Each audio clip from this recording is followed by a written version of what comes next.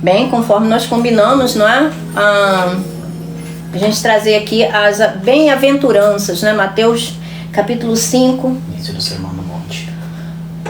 A gente vai trazendo aos poucos, né? Hoje a gente começa... Oi, Elci, então vamos lá. Palavra pura sem mistura, exatamente, sem mistura.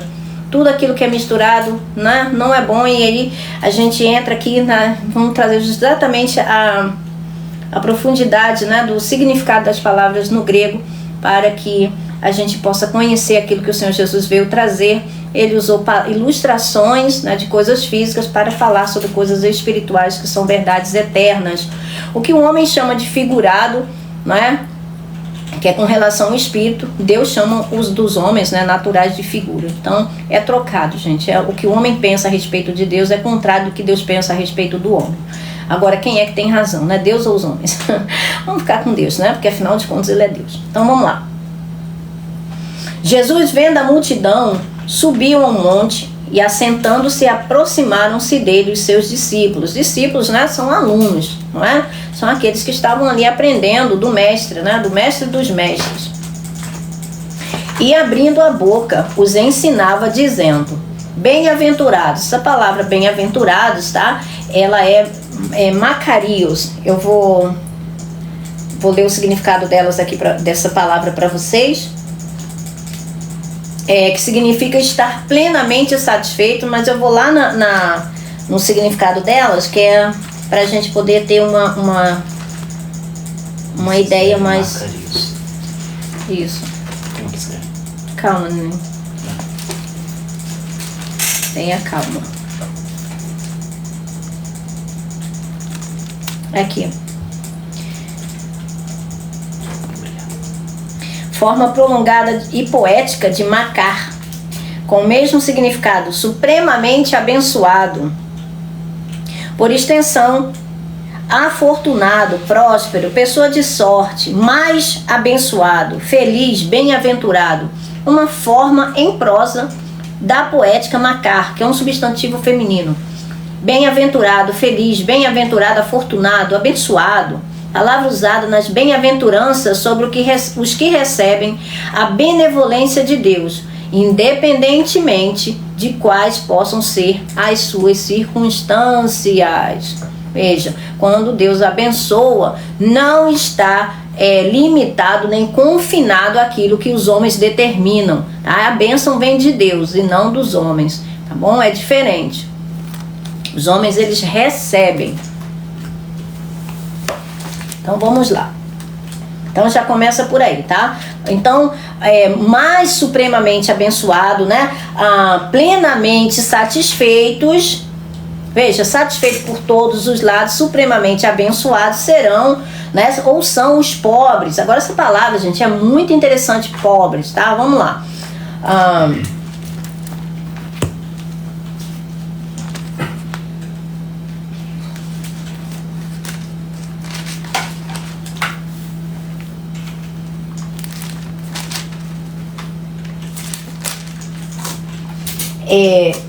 Pitochos, pemudo,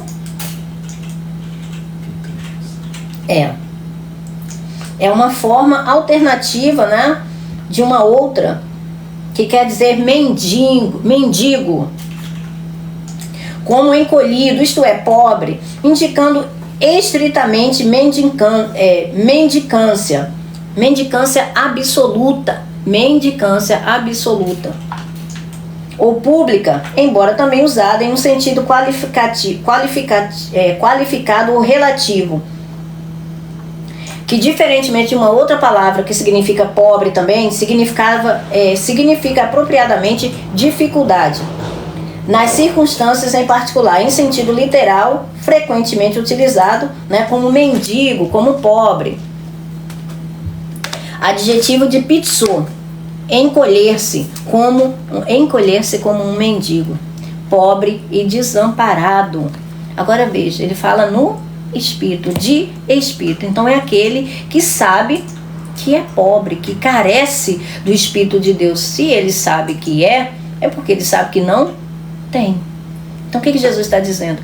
Mais bem abençoado, maior, supremamente, não é? Plenamente satisfeitos são os que sabem que verdadeiramente são cegos e precisam ver, não é? São aqueles que sabem que são mendigos, que não têm o espírito e carecem. Não aqueles que se acham justos, não aqueles que acham que não precisam, não aqueles que se acham abastados, que não precisam de Deus. É sobre isso que Jesus está falando. Gente, Jesus sempre usava coisas naturais para se referir ao mundo espiritual. O que ele veio fazer é nos dar consciência do mundo espiritual. Então, as coisas rasas, as coisas figurativas, as coisas que estão ali como figuras, como símiles, como exemplo, como ilustrações, essas coisas são naturais, para que a gente possa perceber as coisas espirituais. Mas quando a gente adentra nas palavras gregas, a gente fica, uau! E aí quando a gente vê o uso dessa mesma palavra nos outros versículos chaves, mostra o que o Espírito Santo quer nos falar através das palavras dele, de Cristo Jesus, tá? Então, um pobre homem desamparado e, portanto, um mendigo. Você pode ler, Vini, por favor, Lucas, vamos lá, agora eu vou precisar bem de você. Lucas 14, 13 e 21. O uso dessa palavra, tá? Dessa palavra pobre, pitchos. Pitchos. Preferência de versão ou só NVI? Na NVI serve. Lucas capítulo 14, versículo 13. Mas, quando der um banquete, convide os pobres, os aleijados, os mancos e os cegos. Versículo 21. O servo voltou e relatou isso ao seu senhor. Então o dono da casa irou-se e ordenou ao seu servo: vá rapidamente para as ruas e os becos da cidade, traga os pobres, os aleijados, os cegos e os mancos. Por quê? Porque essas pessoas, não é, que eram as pobres, como é que eu posso dizer, as preteridas, não é, e que eram cheias dessas mazelas, elas sabiam que alguma coisa estava faltando nelas. É diferente daqueles que são abastados, não é? Daqueles que têm dinheiro, daqueles que têm boa saúde, daqueles que gozam, não é, de uma vida boa e acham que não precisam de Deus, porque já tem tudo, não é? Veja, não é que Deus, gente, e aí por causa dessas coisas criou-se essa cultura da pobreza, criou-se essa cultura, né, do coitadinho, daqueles que são, não é sobre isso que o Senhor está falando, não é um tipo de pobreza, não é um tipo de mendicância que se trata apenas de coisas físicas, tá? Monetariamente falando, não, mas é um reconhecimento de saber que existe algo que está faltando em suas vidas e que não pode ser suprido simplesmente por meios naturais. E aí as pessoas se voltam para Deus, clamam a Deus, entende? Elas buscam em Deus. Aqueles que já são abastados, aqueles que já estão cheios e plenos, ora, vai buscar Deus para quê? Vocês não precisam de nada. Entende? Tudo isso é permissão de Deus, não é? Por quê? Porque o homem, gente, caiu, o ser humano caiu. E com essa queda vieram todas as mazelas. Veio a pobreza, veio, né, do homem ter que trabalhar pelo suor do seu rosto, ter que ganhar o seu pão, vieram as doenças e uma série de coisas. Isso veio através da queda, por meio da queda do homem. Não era a vontade de Deus, porque Deus fez um mundo lindo, limpo para o homem habitar. Entende? Cheio de coisas boas. Veja, o homem, o que o homem criou que já não tinha aqui no mundo? O homem só transformou. O homem pegou tudo que já existia no mundo e transformou ao seu bel prazer. Olha, tudo isso veio de Deus. Foi Deus que fez. Foi Deus que criou todas as coisas e deixou disponível para o homem transformar a natureza de acordo com a sua necessidade, de acordo com a sua vontade. Mas pela queda, as coisas foram tomando rumos, né? Que poucos foram oprimindo muitos, né? Poucos tinham muito, enquanto muitos não tinham quase nada. E isso a gente vê até hoje. Lucas 16, 20 e 22.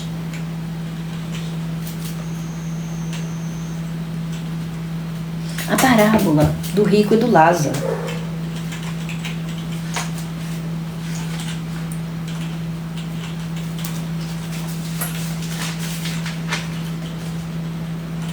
Lucas capítulo 16, versículo 20. Diante do seu portão fora deixado um mendigo chamado Lázaro, coberto de chagas. Olha só, então o mendigo tinha um nome, era Lázaro. Versículo 22. Chegou o dia em que o mendigo morreu e os anjos o levaram para junto de Abraão. O rico também morreu e foi sepultado. Então, Olha só, primeiro, o rico nem tem nome diante de Deus. Por quê? Porque era rico para com os homens, né, aqui no mundo, mas não era rico para com Deus. Logo, nem nome tinha. Por quê? Porque é isso que vai acontecer com os ricos, que são ricos para si mesmos, para esse mundo, abastados, né, de tudo, mas não são ricos para com Deus. Até a sua existência será arriscada dos livros de existência de Deus. Não se ouvirá mais falar sobre eles, nunca mais. É sobre isso que Jesus está falando quando ele conta essa história. Ele está usando coisas, tá, verdades que são pertencentes ao mundo natural que eles conheciam, para explicar coisas que eles não conheciam, tá? Ou seja, verdades, né, que eram conhecidas aqui no mundo, para explicar verdades que são desconhecidas aqui no mundo. E ele estava falando de existências diferentes. Uma existência aqui nesse plano físico e a outra existência é no plano imaterial, ou seja, não é da morte, da ausência da fonte da vida e da luz. Todo aquele que está afastado da fonte da vida e luz vai estar aonde? Nas trevas e na morte. Tanto nessa existência quanto na próxima, tá bom? Então, veja, o mendigo, né, o pobre, que sabia que era pobre, confiava em Deus, depositava sua confiança em Deus, no Deus de Abraão. Foi isso que Jesus falou. Ele, o Lázaro, ele tinha um nome, não é? Deus conhecia o nome dele. Agora era porque ele era pobre? Era porque ele era mendigo? Não, gente. É porque a condição dele, assim como tem pobres também, mendigos que não reconhecem, não é? Que carecem de Deus. Não. O orgulho está dentro do coração do homem, entende? Não está necessariamente ligada aos bens. Porém, aqueles que têm o amor ao dinheiro e às coisas, não é, que o dinheiro pode comprar, então esses têm sim o orgulho dentro do seu coração. Isso acontece muito mais, né, com aqueles que têm o poderio nesse mundo físico do que os que não têm. Isso a gente sabe, mas também não é uma coisa absoluta, tá bom? Não é absoluta, porque pode sim ter pobres que são extremamente orgulhosos, não é? Enfim, seja do que for, sempre tem uma forma de orgulho para a alma se orgulhar de alguma coisa, né? Mas acerca desse exemplo que Jesus usou, ele estava mostrando que o mendigo carecia, ele era carente, ele sabia e depositava sua confiança no Deus de Abraão, enquanto aquele rico não. Ele, não, já tenho tudo, não preciso de nada. Mas quando ele morreu, e aí, o que aconteceu? Não é? As realidades foram diferentes. João 9:8. E é muito interessante, tá? Porque João 9 é aquele capítulo do cego de nascença, tá? Logo esse capítulo do cego de nascença, Jesus termina ali falando, né? Ora, já que vocês dizem que vocês podem ver, então o pecado de vocês permanece. Por quê? Porque ele veio, não é, para mostrar aqueles que eram cegos, né, espiritualmente, que são cegos e precisam, não é, do colírio de Deus, precisa do Espírito Santo para enxergar. Se rejeitam, então vão se manter cegos, pobres, miseráveis e nus. João capítulo 9, versículo 8. Seus vizinhos e os que anteriormente o tinham visto mendigando perguntaram: não é este o mesmo homem que costumava ficar sentado mendigando? Veja a mesma palavra, tá? Apocalipse 3:17. 17. Já. Apocalipse 3, versículo 17. Para vocês verem que como o Espírito Santo, ele interliga as coisas, não há conflito na palavra de Deus. Versão NVI. Você diz: estou rico e adquiri riquezas e não preciso de nada. Olha só, adquirir riqueza e não preciso de nada, nem de Deus. Não reconhece, porém, que é miserável, digno de compaixão, pobre, cego e que está nu. Nu, por quê? Porque uma vez que a alma sair dessa habitação terrena, desse tabernáculo, ela não vai ter as vestes eternas, as vestes brilhantes, um linho puro, fino. Não vai ter, vai estar nua. Assim como o próprio inferno, né? O mundo dos mortos é desnuda, é nua diante de Deus. Por quê? Porque não tem as vestes, né, resplandecentes eternamente. Então, nem a escuridão para Deus é escuridão, ele vê todas as coisas. No plural, os pobres com significado necessitados, aqueles que estão privados daquilo que é essencial da vida. Agora veja, essencial na vida. Agora, tanto, veja, aqui ele está falando com relação às coisas que são humanas. Que dirá, veja, Jesus, você acha que Jesus estava se referindo apenas à pobreza humana? Não, porque ele estava falando do espírito. Ele não estava se referindo, veja, à pobreza física, apenas as doenças e tudo mais, é uma consequência do pecado do homem. Entende? Todas essas mazelas que vieram para o mundo foi consequência da queda do homem, da queda de Adão, da desobediência com relação à ordem de Deus, que era para o bem deles, não é?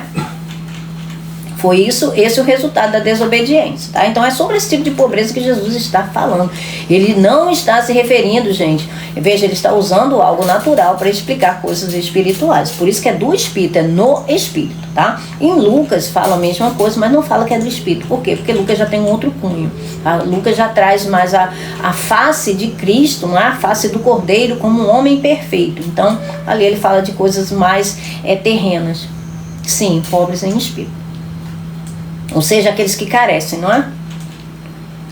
Isso mostra, tá, Alci, que Deus nunca deu um espírito para Adão, tá? Por isso que são pobres. São carentes. E por isso que Jesus usou o exemplo do mendigo, não ter nada mesmo, nada. Exatamente, não ter absolutamente nada, exato. Lucas 6:20.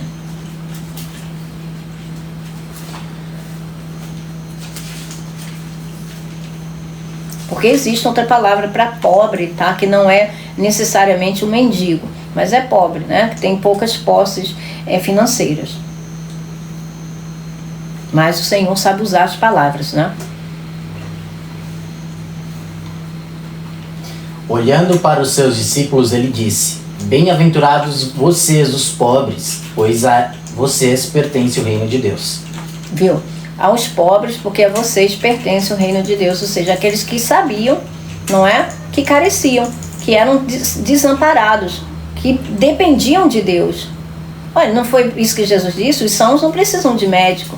Os justos, eu não vim para os justos, eu vim para os pecadores, não é? Porque aqueles que se julgam justos, eles não precisam de Deus, eles já são justos, não é? Exato, para eles é o reino de Deus. Para os pecadores, para aqueles que carecem, aqueles que sabem que carecem. Porque se a gente lê lá em João 9, né, nas últimas, pode ler, Vini, por favor, os 3 últimos versículos, né, o Senhor Jesus fala. Poderia também, inclusive em Apocalipse, né, Alci, como a gente leu, Apocalipse 3:17, o Senhor fala: pobre, cego e nu. Ou seja, as 3 coisas que Jesus mais falava. Não é cego, porque cego espiritual, não sabe para onde está indo para o abismo e não sabe. Nu, por quê? Porque não terá a veste do Espírito, que são eternos, portanto vai morrer sim. E miserável, pobre, carece, mas não sabe que carece. Não tem consciência do que carece, por quê? Porque está enganado com as coisas da vida, essa vida terrena. João 9, quando? Os 3 últimos versículos. Sobre o cego. Sobre o cego? Neném. Tá. João 9. Deixa eu ver isso. Salomão chega a estar ressonando.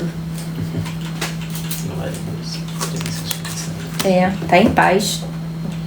João capítulo 9, versículo 39 ao 41. Disse Jesus: eu vim a este mundo. Olha só. Para julgamento. Eu vim a este mundo para julgamento. Então as pessoas dizem: mas Jesus falou que não veio para condenar, veio para salvar, veio para julgamento dos reinos espirituais, tá bom? Para julgar aqueles que são dos reinos espirituais, para fazer separação, fazer juízo, discernimento. A palavra ali é para discernimento, é para julgar, entende? Para separar. Ele veio fazer isso, mostrar, partir ao meio, dividir ao meio, mostrar o que é alma e o que é espírito. Por que aquela alma vai para aquele determinado lugar? Por causa do Espírito que está ali. Por que a outra alma vai para o céu? Por causa do Espírito que está ali. Foi isso que Jesus veio fazer. Entende? Esse é o julgamento que ele veio trazer ao mundo. Não foi matar os pobres, coitados, não. Pelo contrário, né? Ele veio resgatar. A fim de que os cegos vejam e os que veem se tornem cegos. Os cegos vejam e os que veem se tornem cegos. Mas que coisa contraditória, não é? Do ponto de vista humano, não é? Isso parece loucura. Não. Os cegos vejam aqueles que sabem que são cegos e querem ver. Não é? Tanto Jesus perguntar: o que você quer? Quero ver. Ótimo. Então você vai ver. Vai ver muito mais do que você pediu. Você vai ver além do que você pediu. E aqueles que acham que não são cegos vão ficar cegos. Por quê? Porque eles olham, eles veem, enxergam fisicamente. Porém estão nas trevas e não sabem. Porque a luz que está dentro deles é trevas. Estão rumando para a perdição.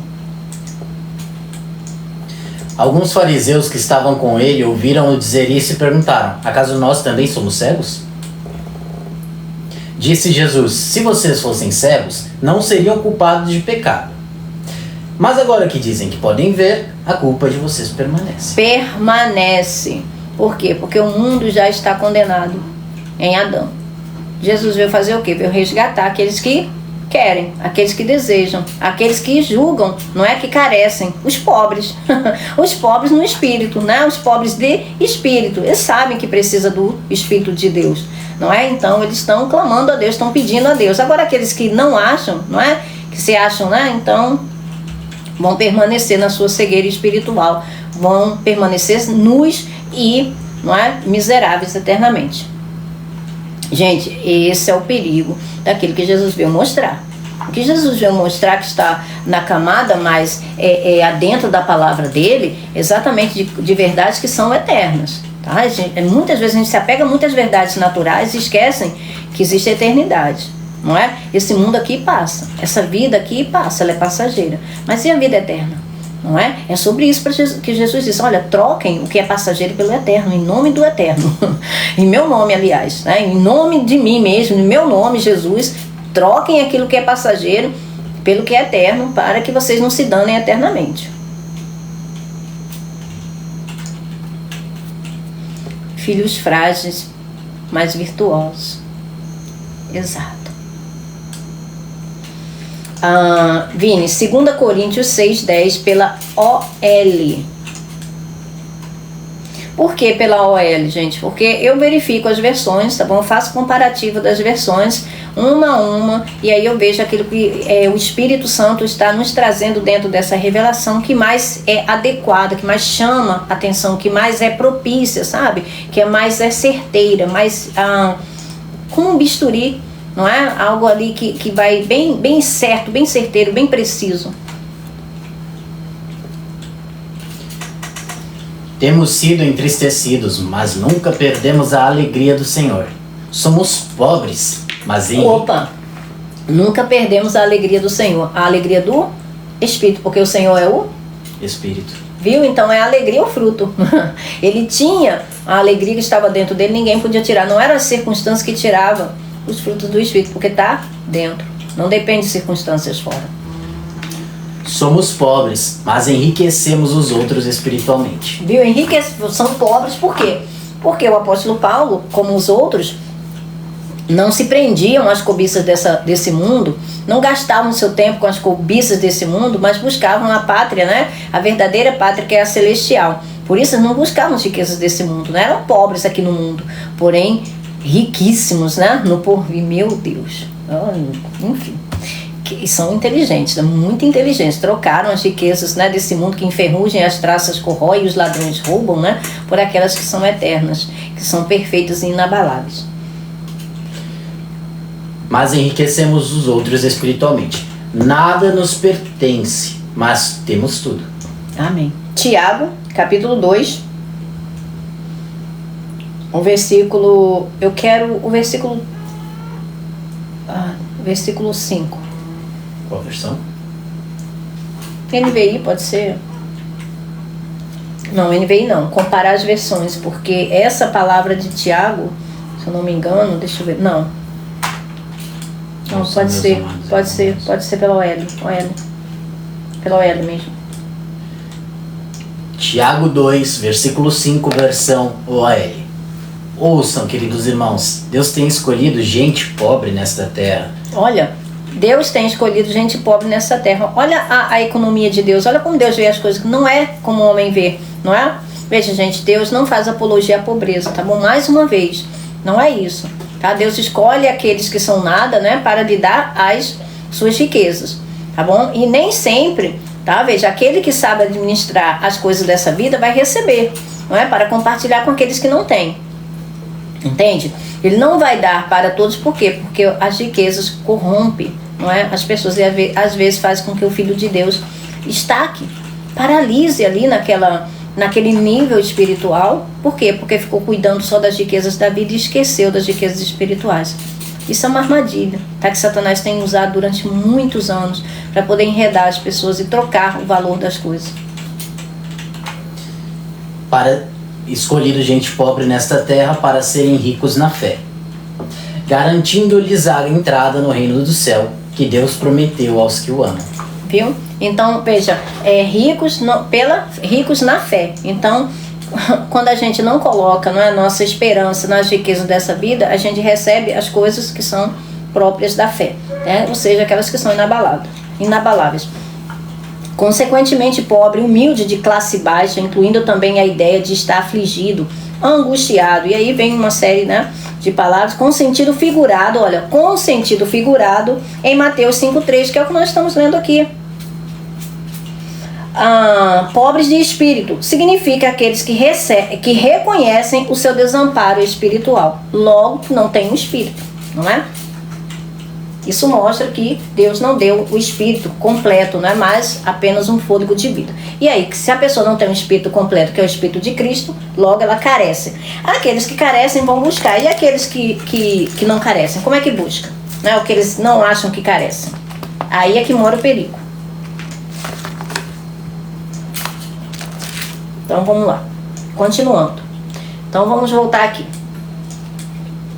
Gente, a gente vai em todas essas palavras-chave, tá bom? Para poder explicar para vocês que nós não estamos, que existe um teor nas palavras de Jesus Cristo que se refere a coisas espirituais, não apenas aquilo que está aqui no topo, tá, das palavras dele. Então vamos lá. Então seguindo adiante. Vou reler, tá, para a gente contextualizar. Bem-aventurado, ou seja, mais supremamente feliz, não é? São aqueles que sabem, né, que carecem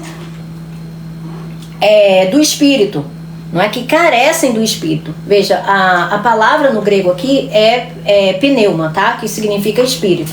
Então está falando que carece do Espírito, gente. Significa que o Espírito que eles sabem que estão neles não é o Espírito que dá a eles a vida eterna. E por isso Jesus está falando exatamente desses que precisam, que buscam nele. E ele diz, né? Todo aquele que buscar achará, e todo aquele que pedir lhe será dado. E todo aquele que bater, a porta lhe será aberta.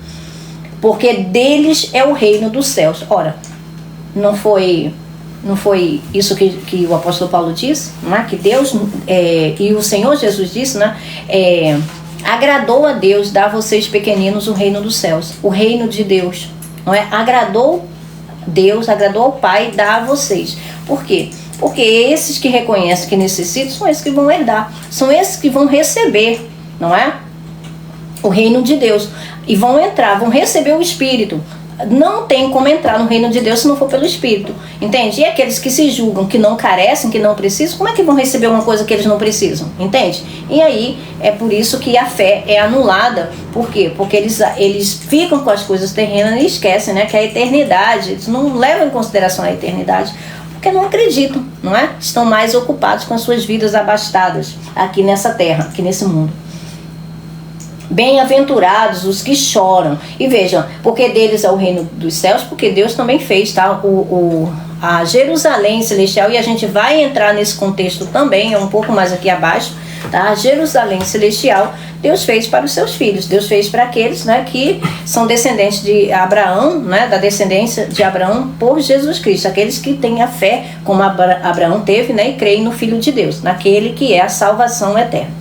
Para esses aí, não é que foi feito a Jerusalém celestial. Desde a fundação do mundo, Deus já tinha preparado todas essas coisas, mas deixou em oculto, né? Deixou em segredo, deixou como um mistério, estava contido nele, e ele veio a revelar em Cristo Jesus. Bem-aventurados os que choram. Vamos lá, palavra para chorar. Os que choram, porque eles serão consolados. 3996. Gente, essa Bíblia aqui é maravilhosa, como eu falei para vocês. Se vocês têm fome e sede de saber o significado das palavras no grego e no hebraico, ela vale a pena cada centavo.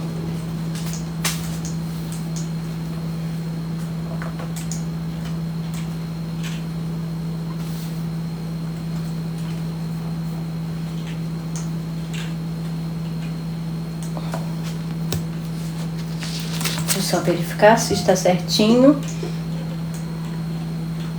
3996. Eu estou toda suada. Penteo. Aqui. pesar, o sentimento ou ato, lamentar, gemer, dipentos, que é pesar, lamentar, prantear, lamentar por alguém, sentir pesar por essa pessoa.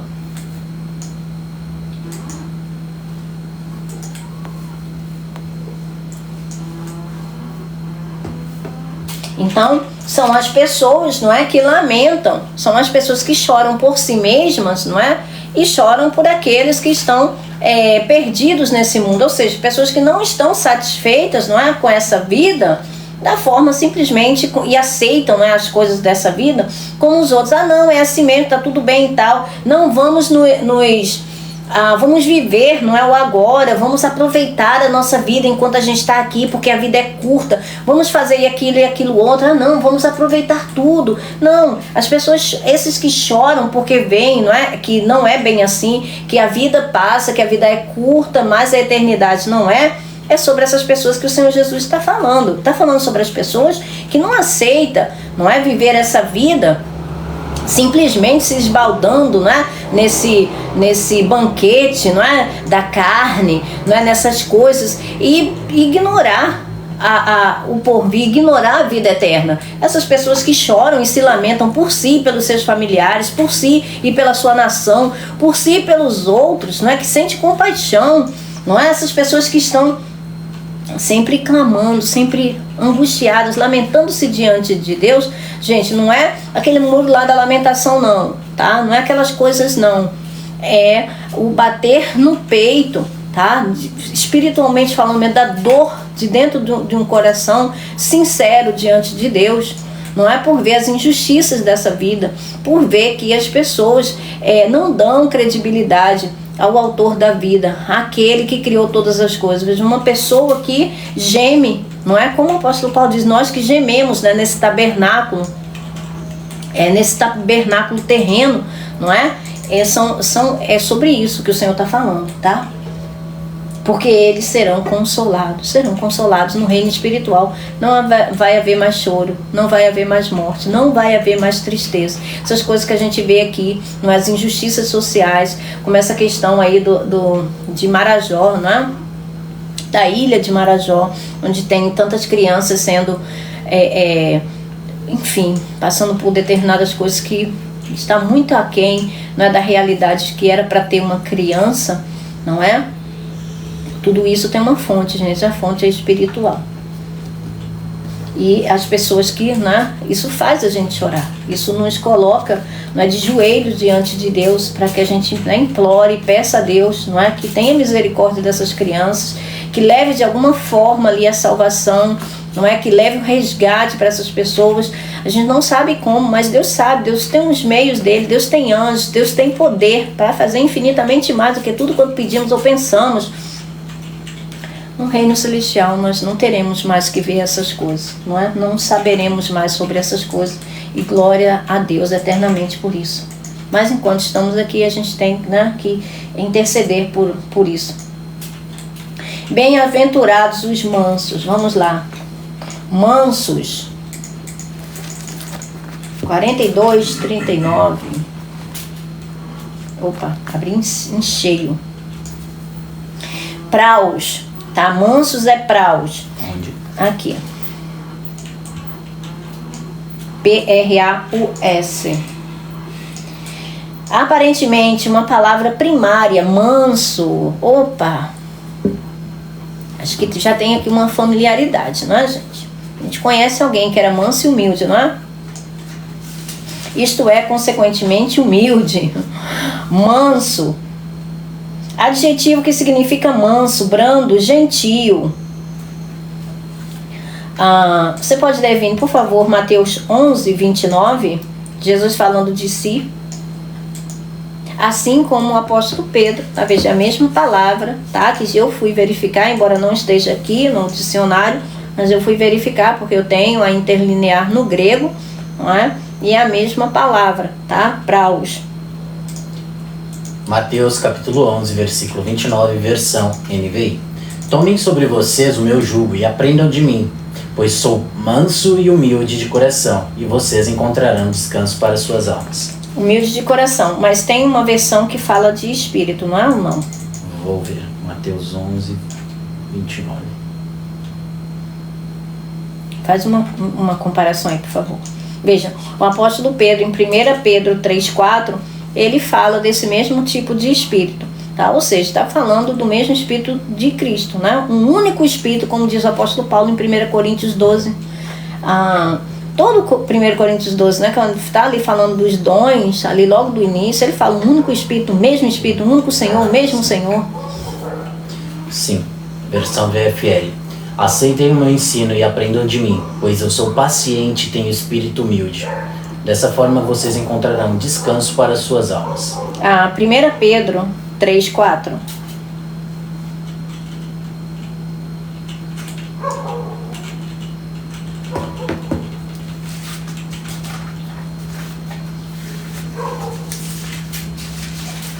Lê por esse aqui mesmo, Bíblia. Cadê? Você está na Bíblia. Tá. 1 Pedro capítulo 3, versículo 4. Versão NVI. Ao contrário, esteja no ser interior, que não perece, beleza demonstrada no espírito dócil e tranquilo, e que é de grande valor para Deus. Dócil e tranquilo, veja, é um dos sinônimos, tá? Dócil, gentil, não é? Manso ou dócil, gentil, não é? São palavras, são sinônimos, tá? Agora veja, se tiver apenas uma versão, como é que a gente vai saber, não é? O que o Espírito Santo está querendo dizer? Então, veja, dessa palavra, tá? Que deriva a... Você quer ver os sinônimos? Você quer ver os sinônimos? Pode, por favor. Dócil e tranquilo na NTLH fala calmo e delicado. Na A fala manso e tranquilo. TB fala a mesma coisa.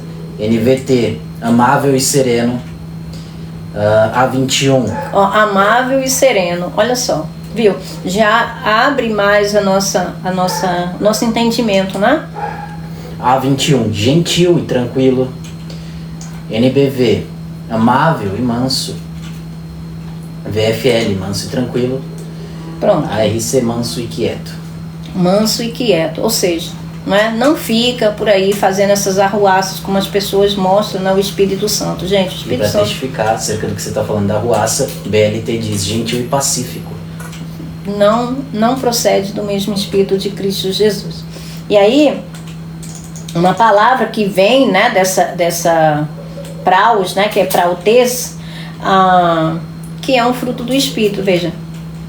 Só quem é verdadeiramente manso é que pode vir dele o quê? A mansidão. Então nós estamos falando sobre o mesmo Espírito. O fruto, não é que vem desse Espírito, só pode ser próprio dele. Ninguém pode ter, ninguém pode dar o que não tem. Então a natureza, veja, gera desde lá do início de Gênesis que o Senhor instituiu isso. Cada semente vai produzir de acordo com a sua espécie. Logo, a mansidão procede do Espírito de Cristo. O Espírito de Deus, o Espírito de Cristo, é esse que, né, de Gálatas, né? Você pode ler, Vini, Gálatas 5:23, é a mesma palavra. Qual versão? Qualquer versão. Fala da mansidão. Prautês, segundo Aristóteles, é a posição intermédia. Olha só que interessante, gente. Olha que interessante. Lê, Vini, pode ler. Gálatas 5, versículo 23. Mansidão e domínio próprio.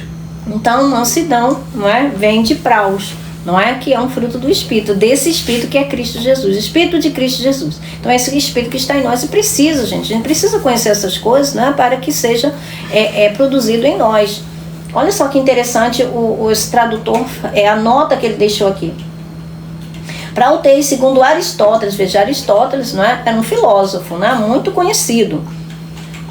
É a posição intermediária entre dois extremos, que são irar-se sem razão, não é? Que é orgilotez, e não se irar nunca, que é a orgésia.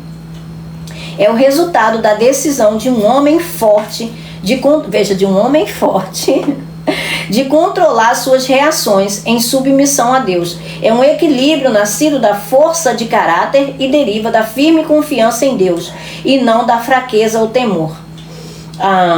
Tiago 1:21, você pode ler, Vini, por favor? Agora aqui a gente vai fazer uma comparação, tá? Porque esse versículo de Tiago 21, gente, é muito importante para a gente entender quem é que precisa, tá? Mais uma vez, quando eu falo para vocês sobre a alma humana, eu não estou baseada nos meus achismos, nem Aristóteles, nem Platão, nem nenhum filósofo. Eu estou baseada na palavra de Deus, porque eu estudo com a ajuda do Espírito Santo e dessas, né, preciosidades que os homens, né, que conhecem as letras, não é? Eles já foram lá, investigaram e deixaram para nós, né? Então a gente vai lá e compra e faz uso, não é? Dessas ferramentas maravilhosas. Então, Tiago 1:21 pela OL e versões, por favor. Gente, é muito importante, prestem atenção para que vocês possam compreender o porquê da alma, tá? Quem carece, quem é o pobre nessa questão, tá? Dentro do quem em nós, tá bom? Versão OL.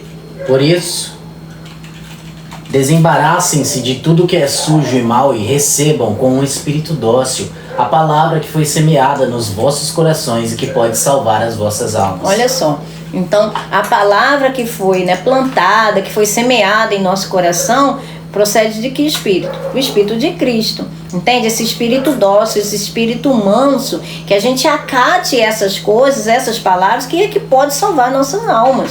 A nossa alma só pode ser salva, não é? Através das palavras do Espírito. E o Espírito é que decodifica as suas palavras, que são de cunho espiritual, para que a nossa alma, que é humana, possa perceber, possa captar, possa compreender. Agora o Vini vai fazer uma verificação das versões para que vocês vejam, né, como a liberdade que o Espírito Santo tem de levar cada filho de acordo com o seu crescimentozinho, de acordo com a sua idadezinha, de acordo com a sua condição de receber, de entender, para a percepção disso, tá? A Bíblia para Todos, edição católica.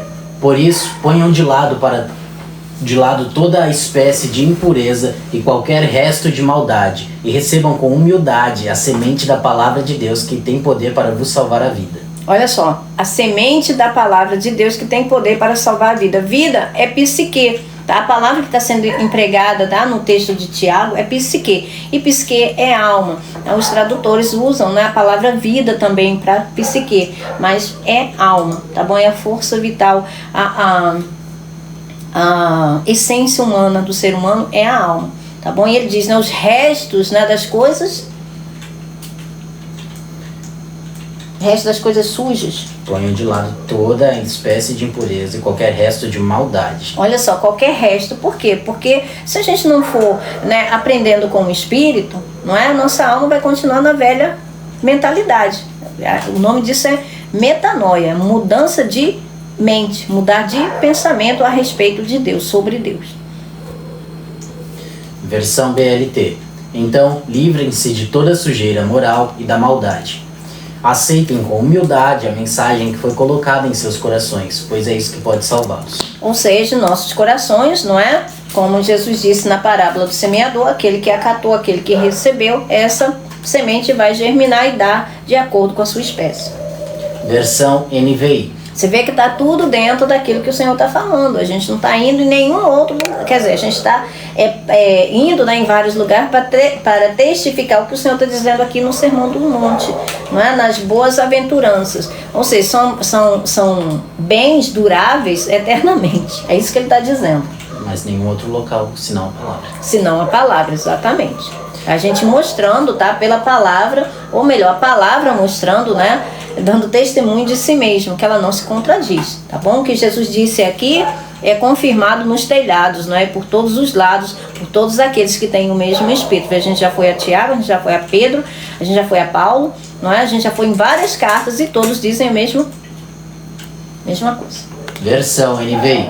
Portanto, livrem-se de toda impureza moral e da maldade que prevalece e aceitem humildemente a palavra implantada em vocês, a qual é poderosa para salvá-los. Então veja, a palavra implantada em vocês, a palavra de Deus. Por favor, Vini, silencia essa pessoa aí, porque não é possível. Está repreendido, em nome de Jesus. Amém. Que eu repito. Vou repetir a versão não NVI. Precisa, não. Versão ARA. Portanto, despojando-vos de toda impureza e acúmulo de maldade, acolhei com mansidão a palavra em vós implantada, a qual é poderosa para salvar a vossa alma. salvar a vossa alma. Versão ARC. Pelo que, rejeitando toda imundícia e acúmulo de malícia, recebei com mansidão a palavra em vós enxertada, a qual pode salvar Olha a só, vossa alma. enxertada. A palavra em voz enxertada.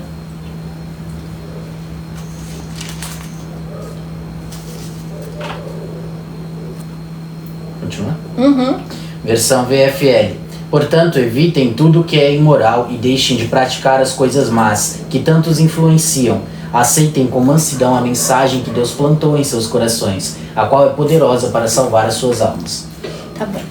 Então, aí a gente já tem uma ideia, não é? Do que o Senhor está dizendo. E veja, a gente não vai ficar só no Novo Testamento, não, tá? A gente vai chegar ao Antigo Testamento. Versão NBV. Eu tenho algo aqui muito bom. Portanto, livrem-se de toda impureza e maldade, tanto interior quanto exterior, e alegrem-se humildemente com a palavra maravilhosa que foi implantada em vocês, pois ela é capaz de nos salvar à medida que se desenvolve em nossos corações. Olha aí, viu? À medida que se desenvolve em nossos corações. Por quê? É como o apóstolo Paulo diz, né? Ora, Cristo precisa ser formado em nós. Essa palavra, essa semente, gente, ela precisa germinar em nós, né? Ela precisa crescer, se expandir, né? Então vamos lá. Agora versículo 5. De onde? Ah, não, perdão. Mateus 5, tá. né? A gente tá em Mateus 5, tá? Ele já se perdeu. Então, bem-aventurados os mansos, não é? Como nós lemos, os que têm o Espírito de Cristo, tá bom? Não é só manso, gente, porque fala macio, não é? Porque é educado e gentil, não. É que tá lá dentro, tá bom? É um fruto, não é algo imposto por uma regra de conduta, não. Porque tem pessoas que são educadas, falam mansamente, mas são capiroto, né? Em pessoa. Então, uma coisa não tem nada a ver com a outra, não é? É algo que está dentro, é um caráter, tá bom? É ato e caráter, veja, é um ato que provém de um caráter. O caráter é dentro, tá bom? Essas coisas, o caráter não pode ser ensinado por regras humanas. A educação, ela pode coibir, né, alguns atos e tornar as pessoas mais educadas, mais gentis, mas dentro da pessoa não pode mexer, não tem esse poder, não é, de mudar, de modificar o caráter. Bem-aventurados os que têm fome. Gente, eu falo isso porque, né, enfim, já convivi com uma pessoa que era assim, falava bem compassadamente, bem gentil, nunca gritava, nunca se exaltava, mas sangue de Jesus tem poder. Alci perguntou acerca do versículo 5, pois eles receberam a terra por herança. Sim, então, Você pulou pro 6. Não, perdão, voltando aqui, Alci. Olha, o Alci tá antenado. Isso aí, Alci. Bem-aventurados os mansos, né? Ou seja, os que têm o Espírito, né? E produzem a mansidão, que é um fruto do Espírito, porque eles herdarão, vamos lá, a palavra herdarão, tá, Alci? Herdarão a terra. Começa a ficar muito, gente, já estava muito bom, né? Vamos lá. Vamos para a palavra herdarão, 28:16. Vai anotando aí, Alci. Essas palavras são muito importantes. 28:16.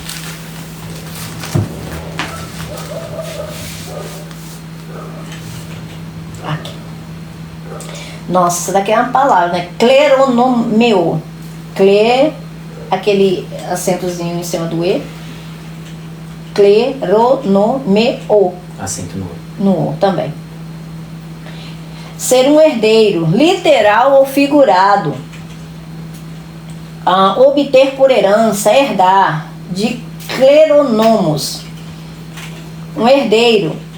Ser um herdeiro, herdar. No Antigo Testamento, na Septuaginta, a palavra é usada originalmente tratando de recebimento de uma herança por sortes, no caso da divisão da terra de Canaã entre as 12 tribos de Israel.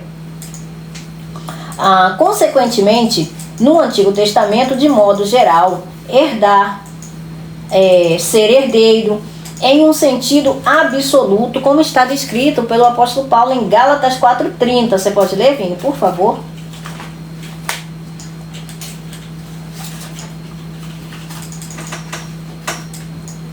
Veja, o filho da escrava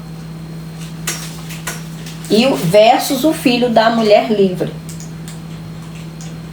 está fazendo ilustração ali com essas duas mulheres acerca das duas Jerusalém, gente. A Jerusalém que é desse mundo, essa Jerusalém terrena, que as pessoas não é tanto... Essa terra vai ser destruída. O novo mundo vai ser essa terra. Então, meu bem,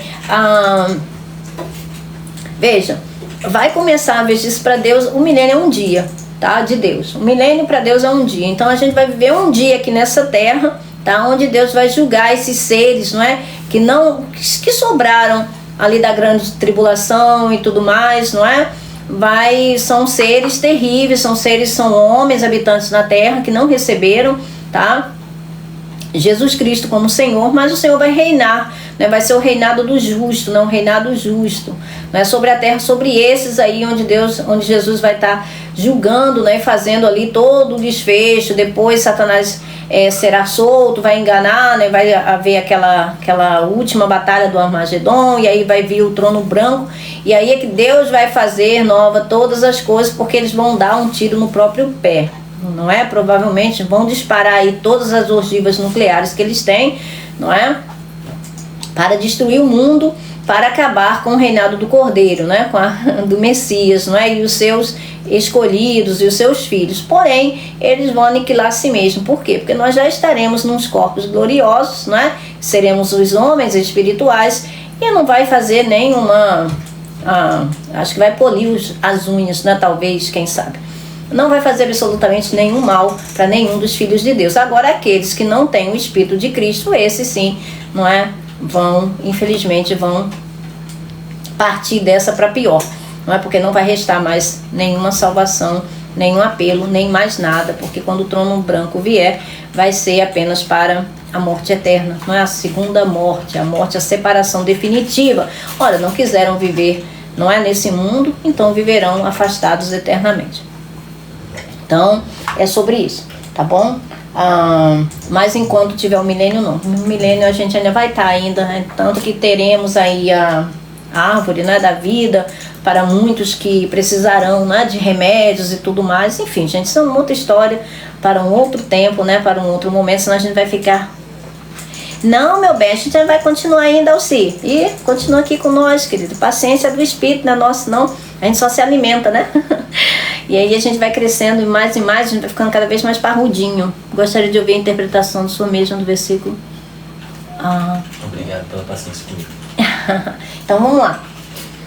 Gálatas 4, versículo 30, versão NVI. Mas o que diz a Escritura? Mande embora a escrava e o seu filho, porque o filho da escrava jamais será herdeiro com o filho da livre. Olha só, o filho da escrava jamais herdará, tá, juntamente com o da livre. Tá bom? Isso está falando o quê? Que não vai receber herança. Aqueles que se julgam ser judeus, porque são de naturais, não é? Dos judeus, né? São naturais de Abraão, são filhos naturais de Abraão, são filhos da escrava. Se estão debaixo da lei e não creem em Cristo Jesus, não herdarão junto com os da mulher livre. Aí vamos continuar, não é? Se você continuar aí, você vai ver que... Pode continuar, Bíblia. Versículo 31. Portanto, irmãos, não somos filhos da escrava, mas da livre. Opa, não somos filhos da escrava, somos da livre. E quem é a livre? Versículo 31 já foi. Capítulo 5, versículo 1. Foi para a liberdade que Cristo nos libertou. Não. Antes, sobe antes. Vá antes. 26, se eu não me engano. Tá. Versículo 26, capítulo 4, tá? Versículo 26. Mas a Jerusalém do alto é livre e é a nossa mãe. Pois está escrito: regozije-se, ó estéril, você que nunca teve um filho. Grite de alegria, você que nunca esteve em trabalho de parto. Porque mais são os filhos da mulher abandonada do que os daquela que tem marido. Ou seja, ele está falando sobre Isaías 56. Não está citando Isaías 56, mas só mais um, por favor, só para mostrar quem é a Agar. Versículo 25. Agar representa o Monte Sinai, na Arábia, e corresponde à atual cidade de Jerusalém. Calma, baby. Olha só. Repete, por favor. Versículo 25. Agar representa o Monte Sinai, na Arábia, e corresponde à atual cidade de Jerusalém. Opa, a atual cidade de Jerusalém. Gente, não foi eu que escrevi Gálatas não, tá? Só para deixar claro que foi o apóstolo Paulo que escreveu Gálatas, tá? Não fui eu. Exato. Exatamente. Porque ele estava falando de coisas naturais, gente. A pedra também é natural. Tudo nesse mundo é natural, não é? Então, se for com relação a isso, até as pedras, não é? Ele pode suscitar herdeiros a Abraão. Ele não está falando das coisas próprias dessa terra, não. Ele está falando de coisas espirituais e eternas que procedem dele.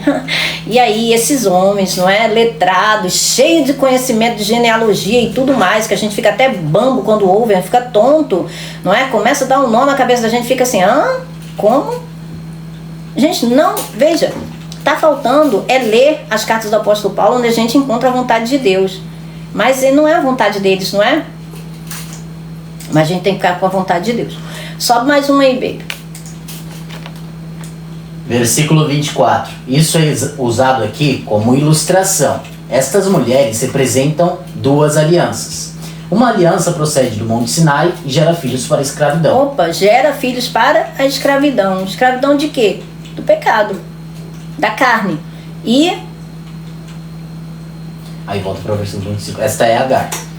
Versículo 23. O filho da escrava nasceu de modo natural, mas o filho da livre nasceu mediante promessa. Então, nós, né, nascemos da vontade da carne? Não, nós nascemos de acordo com a palavra, com a vontade de Deus, não é? Do Espírito. Logo, a Jerusalém que vai descer do céu, que é espiritual, que vai se manifestar no mundo físico, vai se manifestar, gente, vai se materializar no mundo físico, a coisa mais linda, né, que esse mundo já viu, ou melhor, não viu, na verdade não viu, mas verá, não é? Vai se materializar ali, né, para o reinado dos justos, não é? Cujo príncipe da paz é que vai reger com cetro de ferro as nações, não é? Vai ser a partir dali. Mas essa Jerusalém que eles tanto idolatram aqui nesse mundo, porque Jesus pisou os pés, né? E eles nem sequer levam em consideração os pés daquele que pisou, não é? Ela vai ser rachada, ela vai ser destruída, ela vai ser demolida, não é? Então, veja, gente, cuidado com aquilo que está sendo propagado no meio, né, da religiosidade, que mistura política com religião e dá uma miscelânea que, né, só Cristo Jesus na causa. Isso. Mistura alhos com bugalhos e aí a gente fica perdido, né, como cego no tiroteio. Isso não procede da palavra de Deus. Eu gostaria de falar muito mais sobre isso com vocês, mas a gente sairia aqui do tópico que é o nosso irmão, né? Exato, meu bem, viu? Você já entendeu, não é? São os filhinhos de Deus, não é? E aqueles que Deus vai salvar ali do seu povo, né? Os últimos, não é? Que deveriam ser os primeiros, mas serão os últimos a entrar no reino, são esses aí, tá? Que aí são os ressuscitados lá de Apocalipse 20, ali do versículo 4, que é a primeira ressurreição. Por quê? Porque nós já estamos na ressurreição. Quem é a ressurreição? Cristo Jesus. É tanto que quando Jesus fala ali, quer ver? Vou sair um pouquinho aqui só para dar uma melhorada aí no entendimento. Vamos lá, gente. Quando Jesus fala, olha só, a gente nunca presta atenção direitinho, né, nas palavras de Jesus. Mas se a gente prestar atenção, vamos lá, Lucas, deixa eu ver se é por Lucas ou é por Mateus, tá? Olha o que o Senhor Jesus diz, tá? E a gente não presta atenção, não é, nessas coisas. Lucas quanto? Calma, meu bem. É acerca da ressurreição, tá? Tô chegando em lá. Lucas 20. Sim, Lucas 20. A partir aqui do versículo 27, tá? Alguns dos saduceus que dizem que não há ressurreição, olha só como eles eram astutos, né? Armando contra Jesus, achando que ia pegar o autor, né, das escrituras. Meu Deus. Alguns dos saduceus que dizem que não há ressurreição aproximaram-se de Jesus com a seguinte questão: Mestre, disseram eles, Moisés nos deixou escrito que se o irmão de um homem morrer e deixar a mulher sem filhos, este deverá casar-se com a viúva e ter filhos para seu irmão. Havia 7 irmãos, aí casou-se o primeiro, morreu sem deixar filhos, o segundo, o terceiro e depois também os outros casaram-se com ela. E morreram os 7 sucessivamente sem deixar filhos. Finalmente também morreu a mulher. Meu Deus, o bichinho descansou, né? Na ressurreição, de quem ela será esposa, visto que os 7 foram casados com ela?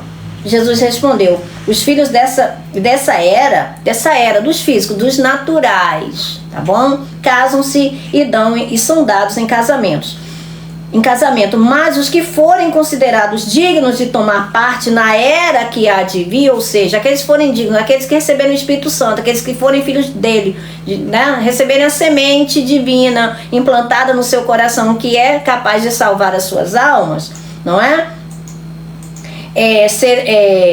Não podem mais morrer, pois são como os anjos. Mas os que forem considerados dignos de tomar parte na era que há de vir e na ressurreição dos mortos, não se casarão, nem serão dados em casamento. Deixa eu ler aqui de Mateus. É Mateus? Acho que é Mateus. Mateus 23, 33. Mateus 22, 23 ao 33. Mateus 22, 23 ao 33. Obrigada. A realidade da ressurreição. Aqui. Olha só, gente, que interessante. Vamos lá para de Mateus. Mateus está mais clara, mais separada. Vocês estão enganados porque não conhecem as Escrituras nem o poder de Deus. Olha, não conhecem as Escrituras nem o poder de Deus. Na ressurreição, as pessoas não se casam nem são dadas em casamento. Na ressurreição, não se casam nem são dados em casamentos, mas são como os anjos no céu. Como é que os anjos são? Espíritos, não é? Os anjos são espíritos. Por isso que não se dão em casamento, porque não tem homem nem mulher, são espíritos. Espírito não tem gênero, tá? Não tem classificação de gênero. Aí ele continua, olha só, gente, que olha a forma como Mateus escreveu. Gente, isso é perfeito, isso é cirúrgico, preste atenção. Olha a divisão que ele faz. E quanto à ressurreição dos mortos, veja, primeiro ele diz na ressurreição. Na ressurreição, são como os anjos do céu. Na ressurreição as pessoas não se casam nem são dadas em casamento, mas são como os anjos do céu. Ou seja, elas são espíritos, são espirituais.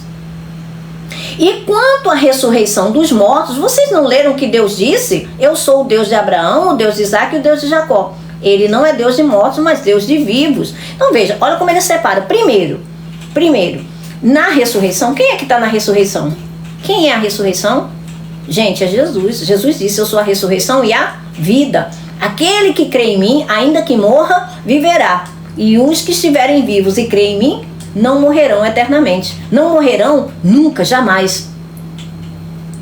Veja, e quanto à ressurreição dos mortos? Veja, quem está na ressurreição, gente, não está morto, está vivo. Porque Deus é Deus de vivos e não de mortos. Então, quem está na ressurreição é como os anjos. Gente, os anjos não morrem. Morrem? Ou o anjo morre? Não, o anjo não morre. A não ser que se afaste de Deus. Aí é diferente. Mas nós não temos mais essa opção de se afastar de Deus, porque o próprio Deus está dentro de nós. Então agora já era. Não tem essa possibilidade, tá? Não são anjos. Nós não seremos anjos, nós seremos filhos. É diferente, tá? Seremos filhos. Não tem mais essa possibilidade. Então veja, olha como ele divide as coisas. Então quem está em Jesus, vamos parafrasear isso aqui. Quem é a ressurreição?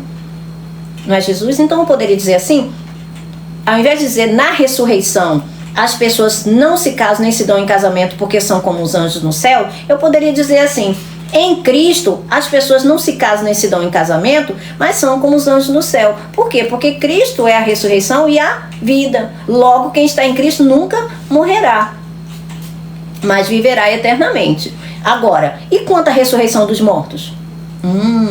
Esse daí é para aqueles que não receberam Jesus, é para aqueles que não receberam o Espírito da vida eterna. Logo, ele está falando aqui ao seu povo. Por quê? Ele está falando a Abraão, Isaac e Deus de Jacó. Então ele está falando para aqueles que entendem do que ele está dizendo. Ele está dizendo, olha, aquela ressurreição, porque eles não conhecem, gente, só conheciam uma única ressurreição, que nem ressurreição é a ressurreição para a morte eterna. Então, nem era sobre isso daí, tá? Mas, olha só, e quanto à ressurreição dos mortos, então isso aqui estão mortos, então não está na vida. Se estão mortos, não estão na vida. Não tem como, estão mortos. Então, está falando de pessoas, estão falando de seres diferentes, pessoas diferentes. Almas que estão em Cristo Jesus e almas que não estão. Vocês não leram que Deus disse, eu sou o Deus de Abraão, o Deus de Isaac e o Deus de Jacó. Então ele está falando ao seu povo. Não está falando aos gentios. Aqui, para bom entendedor, minha palavra basta. O Senhor Jesus está dizendo que aquela ressurreição de Apocalipse 20, que é a primeira ressurreição, não é para nós, é para o povo dele. Para aqueles que verdadeiramente são descendentes de Abraão e não fingem ser. Não é para aqueles que são naturalmente, porque Deus não é Deus de mortos, mas Deus de vivos. Entenderam? Era só isso que eu queria compartilhar com vocês, porque quando eu prestei atenção nisso, eu falei, meu Deus, a tua palavra, a gente acha que a gente entendeu, a gente volta e diz assim, uou, a gente não entendeu ainda não, tem coisa ainda, tem mais camadas, tem mais coisa a ser revelada. A palavra de Deus, gente, ela é maravilhosa, verdadeiramente ela não tem fim. Então, voltando aqui. Então, vamos lá. Agora o aspecto 2 aqui da palavra, tá? Para herdeiro, tá? Sobre herdar, sobre herança. Obter, adquirir, possuir. Em o Novo Testamento, usado a respeito dos amigos de Deus sendo admitidos no reino do céu, com direitos aos privilégios que o acompanham, como Mateus 5,5, que é o que nós estamos lendo aqui agora, tá?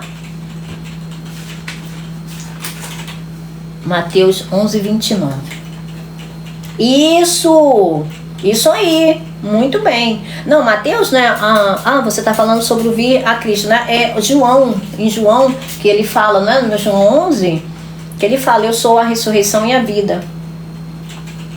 Que inclusive quem usa, tá, essas palavras aí é o apóstolo Paulo, tá? Em 1 Tessalonicenses 4, o apóstolo Paulo fala sobre as palavras de Jesus, tá? Como ele diz, né? Pela palavra, eu digo isso pela palavra de Cristo, ou seja, estava escrito, né? Cristo já tinha escrito, já tinha falado sobre isso e ele estava apenas pegando uma carona ali no que já estava escrito. Então vamos lá. Como em Mateus, né, que são os privilégios que os acompanham. Agora vamos lá, gente. Mateus 25:34. Lê, Vini, por favor.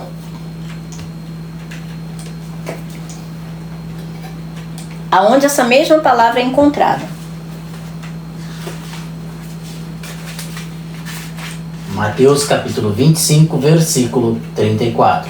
Então o rei dirá aos que estiverem à sua direita, venham benditos de meu Pai. Opa, os que estiverem à direita do rei, não é? Ele dirá, venham benditos do meu Pai. Os bem-aventurados, sabe? Aqueles bem-aventurados, os mais do que, não é, felizes. Recebam como herança o reino que foi preparado para vocês desde a criação do mundo. Gente, agora veja, vocês acham que Deus verdadeiramente ia nos dar um espírito? Obrigada, Ju querida, que Deus te abençoe. Mas eu acho que Deus, veja, Deus ia nos dar o espírito dele, o espírito de Cristo Jesus, só pra gente viver nesse mundo? Pra gente viver confinado aqui nessa terra, nessa dimensão? Ora, se o espírito não está contido em nenhuma dimensão, ele pode ir aonde ele quiser, não é? Agora veja, essa Jerusalém que nós vamos herdar, gente, é uma Jerusalém que não acaba mais. É uma Jerusalém eterna. É uma Jerusalém, tá? E quando Deus fizer nova todas as coisas, vai mudar, tá? O tipo de matéria, vai mudar o tipo de vida que há aqui nesse mundo. Não vai mais ser do jeito que a gente conhece, não. Vai ser algo completamente renovado, completamente restaurado, tá bom? Então, é sobre isso que o Senhor está dizendo ali. Lê, por favor, de novo, Vini. 25:34. Por que você saiu, menino? Achei que ia para o próximo. Então o rei dirá aos que estavam à sua direita, venham benditos de meu Pai, recebam como herança o reino que foi preparado para vocês desde a criação do mundo. Então o reino que foi preparado desde a criação do mundo é o reino eterno. Por quê? Porque esse mundo é passageiro. Então Deus já sabia tudo o que ia acontecer e ele já deixou o plano dele elaborado, só que só ele conhecia. Não foi dado a conhecer a mais ninguém, mas já estava desde antes da criação do mundo. Por quê? Porque nada pega Deus desprevenido. Então ele já tinha planejado isso para nós, como ele mesmo disse, né? Tinha planejado algo muito melhor para nós, aqueles que creem. E isso está de acordo com Gálatas 4:26. Você pode ler, Vini, por favor? Nós já lemos, nós vamos ler novamente. E que também está de acordo com Hebreus 11, tá? Que fala dos heróis da fé. Os heróis da fé.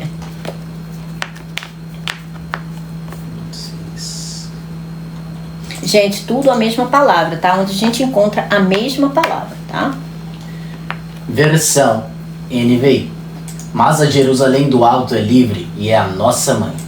Veja, aqui no caso, eu estou parafraseando, tá? Porque essa é a nossa herança, tá? O que a gente vai receber das coisas celestiais que Deus preparou para nós. Nem olhos viram, nem ouvidos ouviram, nem penetrou em coração humano, que Deus tem preparado para aqueles que o amam. Então não está falando de coisas meramente humanas não, tá? Que se desgastam com o tempo não. É algo que não vai se desgastar com o tempo. O milênio é apenas um ano, é um dia, aliás, para Deus. É um gostinho, sabe, para aqueles que não receberam Jesus Cristo, para eles se lamentarem, chorarem e se esbravejarem e entendeu? E ver, poxa, Deus foi paciente, Deus foi, não é? E ainda assim Deus ainda vai ser bom, não é? Porque vai viver ali um milênio, vai viver um ano de Deus, um dia de Deus, não é? Mas isso foi, veja, tudo isso aí, gente, faz parte da bondade e misericórdia de Deus, tá? Mas vai chegar um momento que a porta vai fechar. E aí, infelizmente, aqueles que estiverem de fora, né, vão receber ali um período enquanto tiver, não é, a Jerusalém ali, não é? Enquanto tiver o dia de Deus. Nós vamos viver um dia, aquele negócio, um dia de beleza, não tem? Um dia de princesa. Então, aí tem aqueles que verdadeiramente são princesas, não é? Aqueles que são reis de verdade, são sacerdotes, não é? Mas tem os que não são, vão viver só um dia, não é? Pela misericórdia de Deus também, tá bom? Porque Deus é bom, Deus verdadeiramente é bom, eles vão ver isso, mas infelizmente, não é? Escolheram, não é? Escolheram aquele que queriam. E Hebreus 11:16.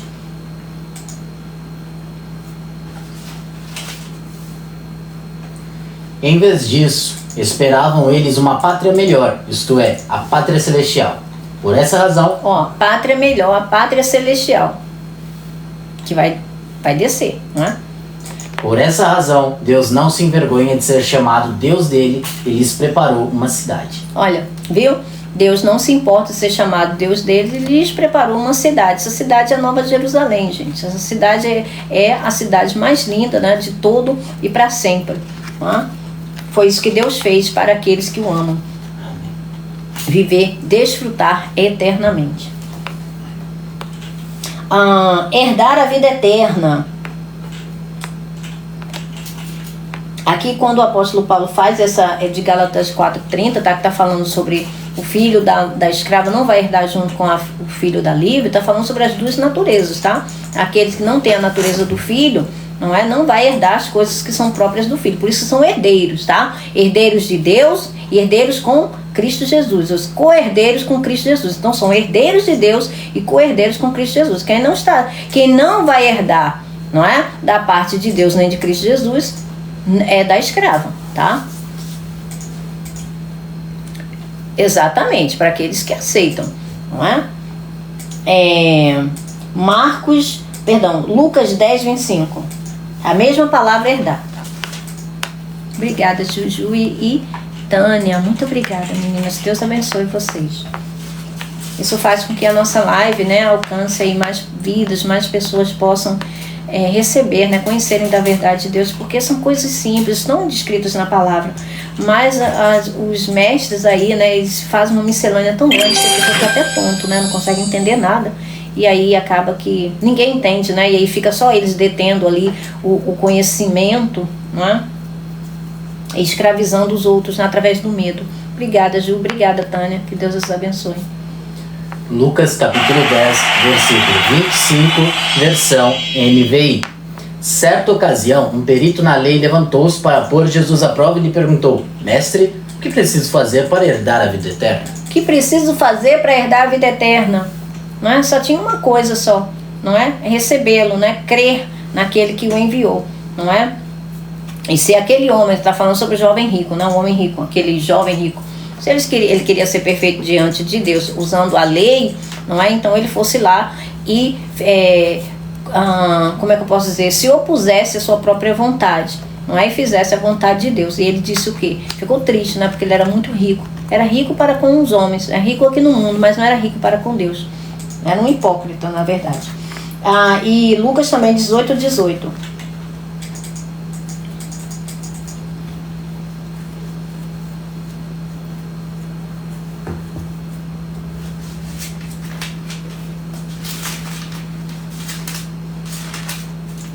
Lucas capítulo 18, versículo 18. Certo homem importante lhe perguntou: Bom mestre, que farei para herdar a vida eterna? Bom mestre. Olha o bajulador. Que farei para herdar a vida eterna? Então, usada também na negativa para descrever os que não herdarão, não é? Bem, 1 Coríntios 15, 50, nós já sabemos que carne e sangue não herdarão o reino de Deus. Logo, os seres naturais não vão herdar o reino de Deus. Essa carne aqui, esse sangue, né, esse corpo aqui do pecado, né, da carne do pecado, não vai herdar o reino de Deus. E Gálatas 5, 21, onde fala das obras da carne, né, e cita ali, né, sobre elas não herdarão o reino de Deus. Então, por favor, Vini, 1 Pedro 3, 9, e aí a gente volta lá para o Sermão do Monte.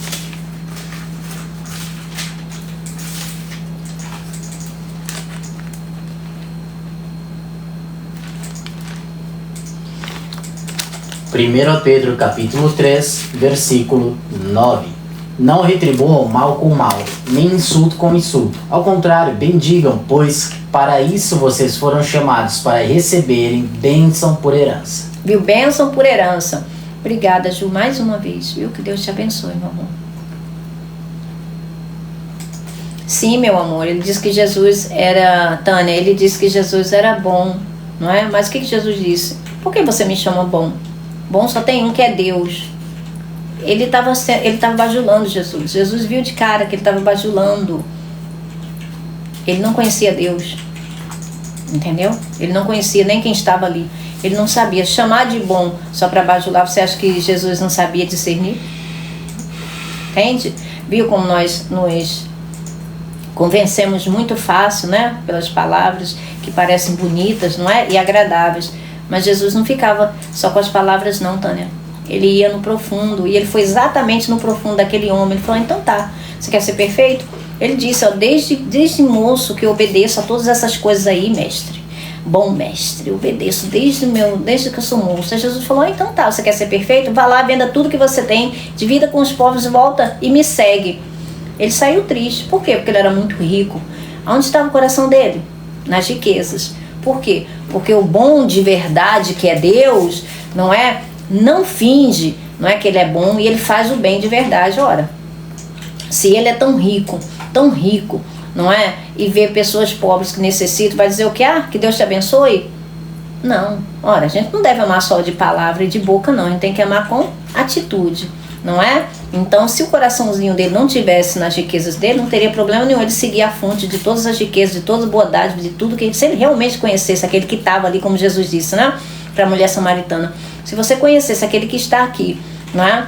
O que te pede água, a fonte de todas as coisas, ele sairia correndo e largaria tudo, daria tudo para... então tá bom, Senhor, é isso que o Senhor quer de mim? Farei isso alegremente. Mas o coração dele estava nas riquezas, gente. A origem, veja, a raiz de todo mal é o amor ao dinheiro.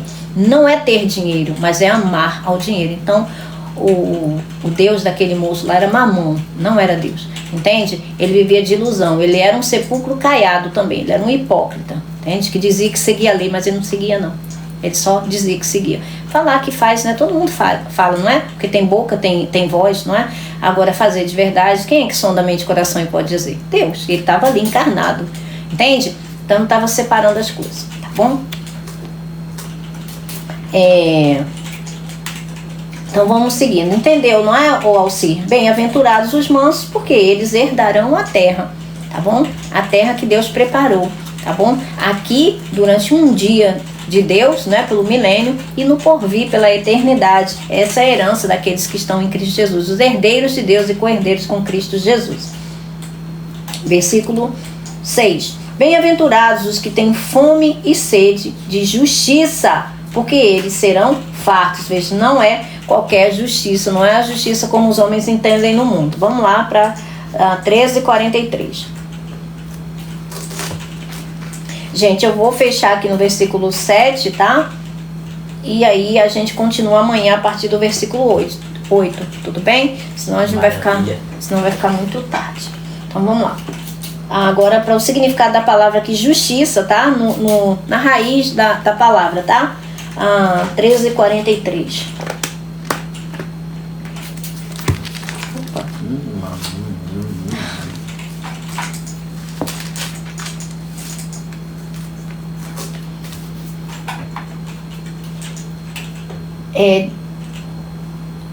Essa aqui é braba. Dikaiosine. Dikaiosine. Ó.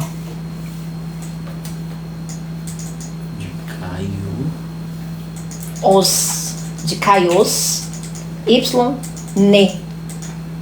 Aquele acento afis. Dikaios. Ne. Isso.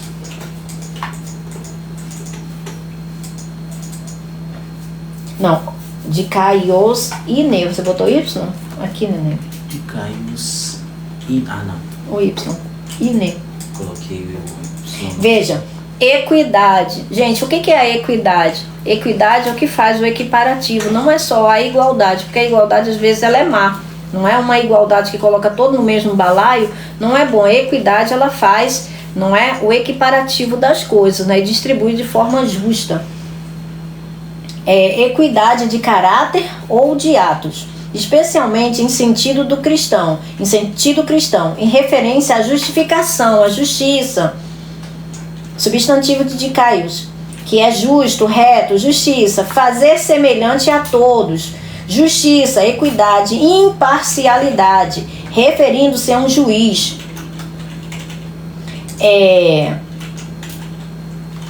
Ao caráter, à conduta e etc. Ser justo como se deve ser, isto é, a retidão, a justiça, a virtude, equivalente ao adjetivo de Caio, justo, reto. Ações, obrigações, equivalente, enfim, aquilo que é certo, próprio, adequado. Mateus 3,15, você pode ler, Vini, por favor? 3,15.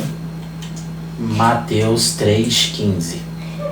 Agora, gente, eu vim para essa daqui porque, veja, como eu falei para vocês, a gente não fica só no Novo Testamento, não. Aqui a gente vai entrar no Antigo Testamento e vocês vão ver que coisa impressionante. Eu não sei se eu vou conseguir trazer hoje aqui acerca da revelação que eu falei para vocês, mas senão amanhã a gente trata sobre isso. Versão NVI. Respondeu Jesus: deixem assim por enquanto. Convém que assim façamos para cumprir toda a justiça. E João concordou. Viu? Ou seja, ali, né, quando Jesus foi a João Batista para que João Batista o batizasse, não era necessário. Por quê? Porque João Batista que veio para revelar Jesus Cristo, não é? E ele foi revelado primeiramente pela água e depois pelo sangue, não é? E foi o Espírito Santo mesmo que testemunhou sobre isso, não é? Vindo em forma corpórea como pomba, não é? Mostrada ali do dilúvio, não é? E também pela voz do céu, né? Que o próprio Deus, não é? O Espírito Santo falou, né? Esse é meu filho amado em quem eu me comprazo. Aí João Batista disse: olha, mas eu que preciso ser batizado por você e você vem a mim? Aí Jesus respondeu dessa forma, né? Por essa palavra aqui de justiça, desde que seja assim, né? Por enquanto, para que seja feita toda a justiça. Então ele não negligenciou absolutamente nada, do ponto mais mínimo, né? Do menor ponto até o máximo, ele cumpriu todas as coisas. Então, a disposição ou conduta na vida comum.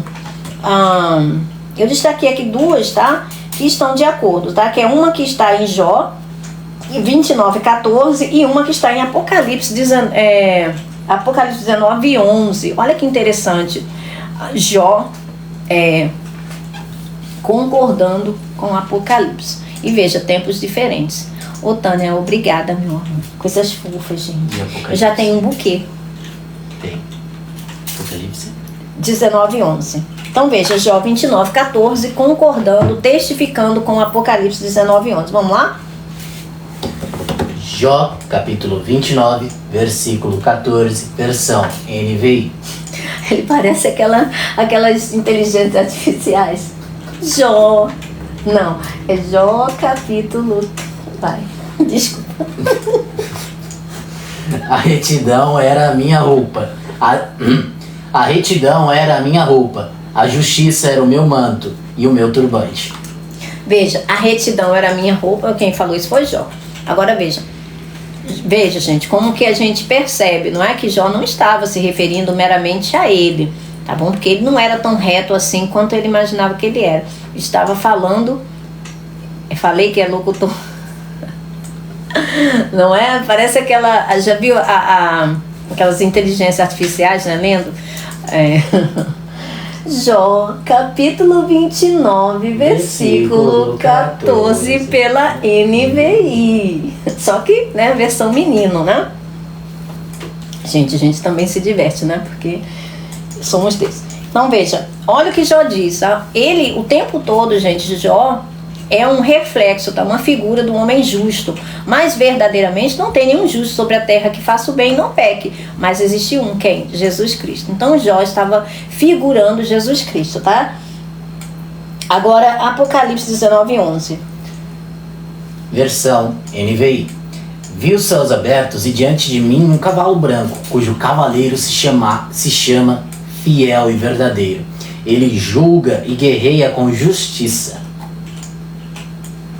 Veja, se a gente ler, você pode ler um pouquinho mais isso aqui é onde está a justiça, onde ele fala do manto.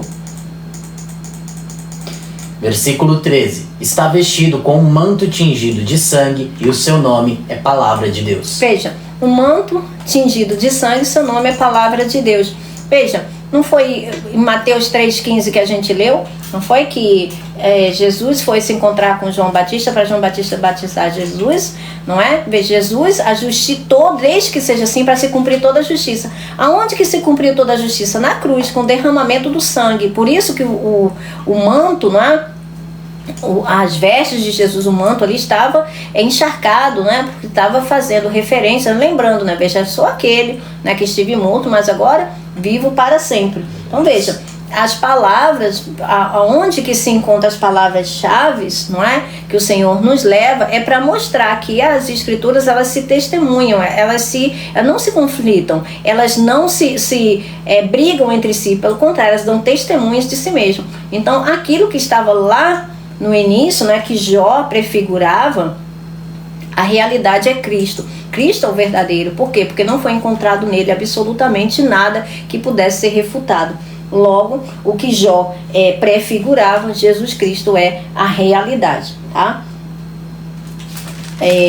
Deixa eu ver se eu marquei aqui alguma coisa. Não. Então vamos lá. Então vamos voltar lá pra gente terminar aqui.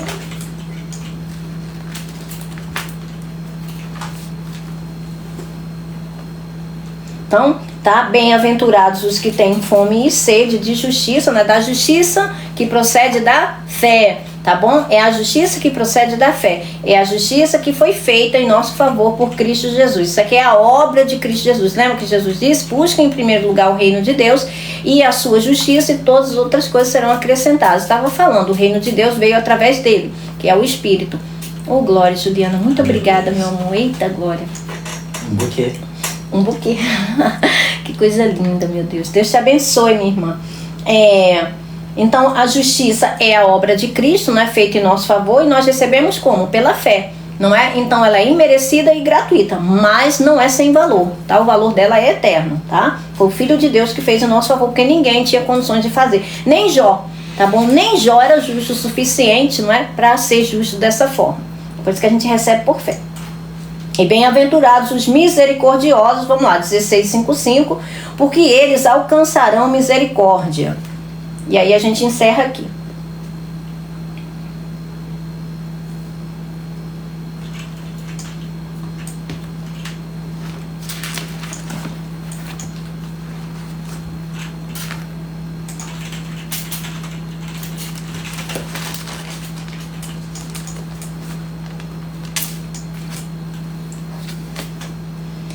Eleemon. Verso 7. Eleemon. Misericordioso. Adjetivo de elogio. De eleus. Misericórdia. Compassivo. Misericordioso. Benevolente. Envolvendo pensamentos e ação. Como está descrito em Mateus 5:7. E na Septuaginta, é aqui, gente, a revelação. Olha que interessante. Exatamente onde eu vou encerrar, não é? Olha que coisa interessante, gente. Aqui Vocês vão ficar assim, chocados, tá? Mais uma vez, a gente vai mostrar para vocês, não é, que a palavra de Deus, ela é linda. E ela não se contradiz de maneira nenhuma, gente. Eu perguntei essa semana ao Senhor acerca disso, porque eu achava assim, tão sem significado, mas não tem nada sem significado na palavra de Deus, né? E aí o Senhor me mostrou por que estava isso. Veja como Jesus disse, para se cumprir toda a justiça. A justiça precisava se cumprir plenamente. Por isso que lá na cruz, tá na ótica de João, né? João diz, né? E para que tudo, né, se cumprisse, né, Jesus pediu água. Não é? E tendo tudo concluído, ele disse, né, está consumado. Ou seja, não é? Foi um momento final, mas tudo, gente, de acordo com o Antigo Testamento, tinha que ser confirmado, tinha que ser testificado, tinha que ser revelado. Olha só isso daqui. A mesma palavra, tá? Ele é um para compassivo e misericordioso. Êxodo 22, 27.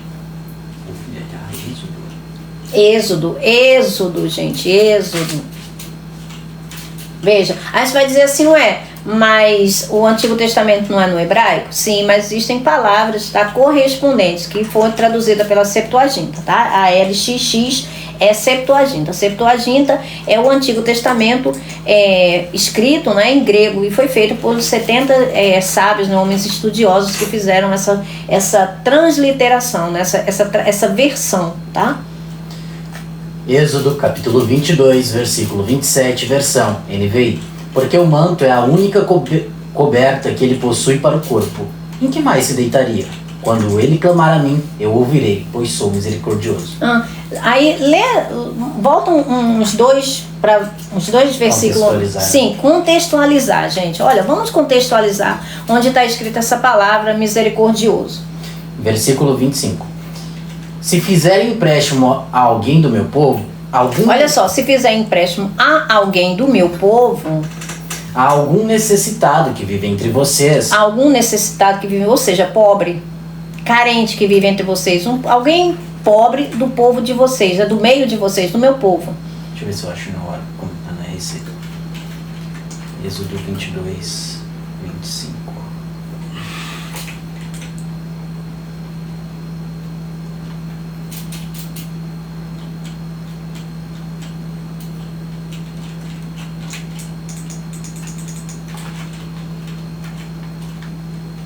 Êxodo 22, versículo 25, versão ARC. Se emprestares dinheiro ao meu povo, ao pobre que está contigo... Opa! Viu, ao pobre. Não seja ao necessitado, ao carente. A gente já viu, né, sobre essa palavra, né? Praus, não é? No grego. Não te haverás com ele como um usuário. Vou voltar aqui para NVI para facilitar o entendimento. Ao necessitado que vive entre vocês, não cobrem juros dele. Não emprestem visando a lucro. Se tomarem como garantia o manto do seu próximo, devolvam-no até o pôr do sol. Devolvam até o pôr do sol. Porque o manto é a única coberta que ele possui para o corpo.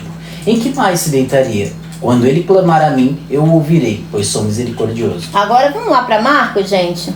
Marcos 14, do versículo 51 ao 52. Aliás, vamos ler o versículo 49, 51 e 52. Ou, enfim, do 49 ao 52. Vamos lá. Marcos capítulo 14, versículo 49 ao 52. Todos os dias eu estive com vocês, ensinando no templo, e vocês não me prenderam. Mas as escrituras precisam ser cumpridas. Mas as escrituras precisam ser cumpridas. Olha que interessante.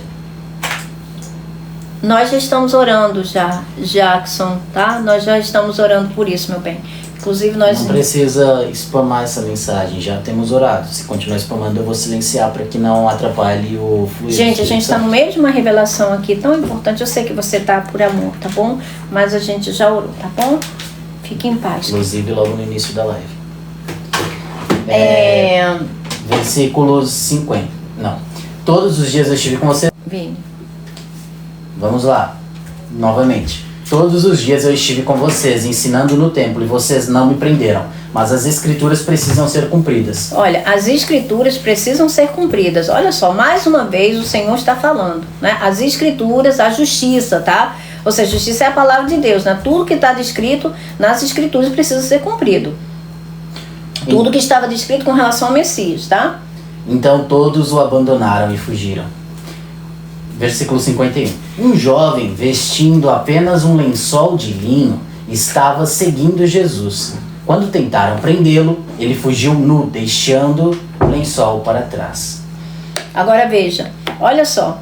Por que aquele jovem, né? Eu perguntava isso ao Senhor, mas por que esse jovem, qual é a finalidade daquele homem, né, que estava seguindo Jesus, ter fugido nu, ter tomado o lençol dele, puxado, né, o lençol dele, ele fugiu nu. E a Bíblia relata isso. E a Bíblia, não é, em Êxodo, está escrito. Por quê? Porque quem seguia Jesus eram os pobres, não é? Eram os pobres necessitados, eram aqueles que careciam, sabiam que careciam. Esses seguiam Jesus. Eram as prostitutas, não é? Eram os pecadores seguiam. Então Jesus, ele teve que restituir aquilo que ele não roubou. Por isso que diz, não é, em Êxodo, que deve ser restituído até o pôr do sol, não é? E não foi antes do pôr do sol que o corpo de Jesus teve que ser tirado ali da cruz, não é? Para que fosse colocado no sepulcro, não é? Então veja, a justiça foi feita em favor dos pobres, dos necessitados, daqueles que careciam, daqueles que não tinham, não é? Até mesmo um pouco que tinha. Veja, um homem, aí gera uma série de conjecturas, dizendo que aquele homem estava vestido porque foi pego de surpresa. Nada disso. Estava daquela forma ali para cumprir as escrituras, como Jesus disse, para que as escrituras se cumprissem. Estava escrito lá em Êxodo. Por quê? Porque as pessoas oprimidas, gente, pessoas que viviam querendo se aproximar de Deus, mas era tanta regra, tanta carga, tanta exigência, que eles não conseguiam. E tudo que eles queriam. E Deus viu o gemido das pessoas, e Deus veio para que os pobres ouvissem as boas novas, para que eles fossem salvos. Pobres, tanto pobres fisicamente falando, humanamente falando, monetariamente falando, financeiramente falando, não é? Quanto aqueles que sabiam que eram pobres. Entende? Mas essa é muito claro, não é? Até o lençol, a única coisa que a pessoa tinha, lhe foi tirado e ele saiu nu. Mas Jesus, não é, veio exatamente para isso, para restaurar isso. Por isso que esse homem estava seguindo ele de longe, né? Mas estava seguindo. Por quê? Porque ele acreditava no Filho de Deus. Ele sabia que ele carecia, que ele necessitava, e via ali a fonte da provisão. E fugiu, não é? Sem nada. Ele não teve nem vamos dizer assim, né, por tomar para si, né, que a única coisa, não é que ele tinha, ele fugiu, ele saiu nu. Por quê? Gente, isso é uma figura, tá? Isso é uma figura de todo ser humano, que vai ser tirado dele até aquela cobertura que ele tem do pobre, que só tem um lençol para se cobrir, vai ser ele tirado. Daqueles que verdadeiramente são pobres, tá? E não reconhecem que são, terão que fugir mesmo pela eternidade, porque não terão o seu lençol, não é? A sua cobertura, o seu linho fino, não é? Que são as vestes, que são as obras, não é? Dos filhos de Deus, dos santos, dos justos. Entende? Então vejam, olha o que está descrito no Antigo Testamento e no Novo Testamento. Não está fazendo menção a nada mirabolante, simplesmente a Escritura dando testemunho dela mesma. Por isso que Jesus veio para restituir desses, né, que, como nós lemos desde o início, né, desde o início Jesus começou falando: bem-aventurados os pobres, que sabem que são pobres, que carecem do Espírito, que não têm o Espírito, não é, de Deus, e sabem que carecem. Esses verdadeiramente, né, os quais herdarão o reino de Deus, que receberão o reino de Deus, tá? Então é isso, gente.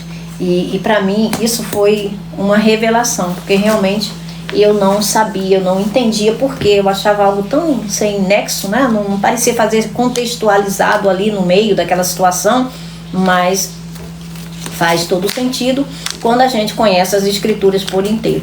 Mas é quase impossível, não é, a gente conhecer as Escrituras por inteiro, porque é um livro, não é, espiritual, um livro vivo. Mas é o Espírito da verdade que nos guia em toda a verdade, não é? Ele nos guia de verdade, viu? Jesus falou e ele cumpriu, tá? Então, quando a gente está imbuído desse Espírito da verdade, pode ter certeza que o Espírito vai nos guiar, cada filho dele. E tem muita coisa preciosa que o Senhor quer revelar para cada um de vocês, que é necessário ter a mente pneumática, a mente do Espírito dilatada, tá bom? Expandida dentro de vocês, dentro de nós, para que a gente venha crescer no conhecimento, nesse conhecimento, nos aproximarmos do nosso Pai, não é, que é Espírito, e venhamos, não é, dentro do reino de Deus, participarmos daquilo que lhe é próprio, tá bom? E toda a vontade de Deus está descrita nas Escrituras, tá bom? Então amanhã a gente então, bem-aventurados os misericordiosos, né, porque eles alcançarão misericórdia. Ou seja, não é, tudo aquilo que é próprio vai gerar segundo a sua espécie. E quanto a isso, né, não tem meio termo, tá bom? E aí amanhã a gente continua aqui a partir do versículo 8, tá bom? Não dá para continuar, porque senão vai ficar muito extenso. Como você viu, não é? A gente não fica apenas nos versículos, tá bom? A gente contextualiza e a gente ainda vai ali onde tem as palavras-chave para que o Espírito Santo nos dê um entendimento mais acurado acerca daquilo que o Senhor Jesus está falando, tá bom? Acerca da mensagem de Cristo. Então é isso. Isso assim mostra, não é? Que as palavras de Deus não se contradizem e as Escrituras testificam de si mesmo. Não precisa de nada, absolutamente nada que está fora para, né, a sua eficácia, para o exercício, né, daquilo que lhe é próprio, né, a sua capacidade, tá bom? Aquilo que ela é apta para fazer.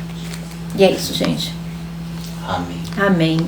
Idem. Agradeço aí as meninas, tá? A Tânia, agradeço a Ju. Muito obrigada, meninas, pelas flores, viu? Obrigada por essas ajudas, porque isso faz com que a nossa live alcance mais vidas, não é? Isso é importante para a palavra de Deus ganhar, não é? A honra que ela merece, porque os filhos de Deus precisam conhecer a verdade e serem verdadeiramente livres, tá bom? De toda doutrina, de todo engano, para não viverem mais amedrontados, não é? Por qualquer coisa. Não é? Serem levados de um lado para o outro, cada um fala uma coisa diferente e ninguém se entende, não é? Mesmo estando debaixo do mesmo Espírito, da mesma palavra, enfim, não é? Não tem dois Cristos, não tem dois corpos de Cristo, não tem dois Espíritos, é um único Espírito, é o mesmo Cristo, é o mesmo Deus, é um único Senhor, não é? Então a gente deve pedir ao Senhor que nos dê esse discernimento, não é? Porque se nós temos a mesma mente de Cristo, então a gente precisa pensar, não é? Pelo mesmo Espírito, tá bom? Que Deus te abençoe, viu, Ju? Que Deus te abençoe abundantemente a cada um de vocês e vocês tenham um descanso digno, né, de filhos de Deus, tá bom? Um verdadeiro descanso. Em nome de Jesus. Amém. Amém. Boa noite. E que banquete maravilhoso.